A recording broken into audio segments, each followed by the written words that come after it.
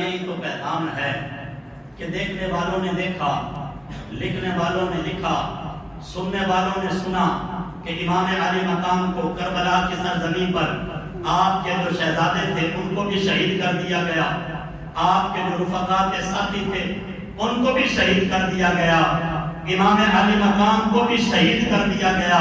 لکھنے والے نے لکھا بھی یہی ہے، سنانے والے سناتے بھی یہی ہیں، سننے والے سنتے بھی یہی ہیں کہ ان کو شہید کر دیا، ان کو ختم کر دیا۔ لیکن کربلا یہ فلسفہ بتاتی ہے کہ جو بھی اللہ کے نام پہ قربان ہوتا ہے وہ ختم نہیں ہوتا بلکہ رہتی دنیا تک رب اس کو زندہ رکھتا ہے۔ کتنے لوگ آئے، بڑے بڑے طاقتور، بڑے بڑے پہلوان،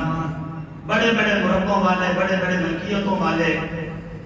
کہ جن کا نام و نشان بھی دنیا میں نہیں ہے، کوئی جانتا بھی نہیں ہے، پہچانتا بھی نہیں ہے، لیکن امام علی مقام کربلا میں اپنا سب کچھ قربان کیا، اولاد قربان کی، اپنی جان قربان کی، تو رہتی دنیا تک میرے رب نے آپ کے نام کو زندہ رکھا ہے۔ جب بھی کربلا کا مارکہ آتا ہے، بات آتی ہے، حق کی بات آتی ہے، حق اور باطل جب بھی جہاں بھی ٹکراتا ہے تو حسین کا نام سامنے آتا ہے، اس لیے کہ حسین نے رب کی رضا کے لیے سب کچھ قربان کیا۔ یہ بھی مقام رضا ہے، اور یہ بھی بسا اوقات ہمیں سننے میں ملتا ہے کہ مجبور تھے، مظلوم تھے، یہ ہو گیا، وہ ہو گیا۔ یہ باتیں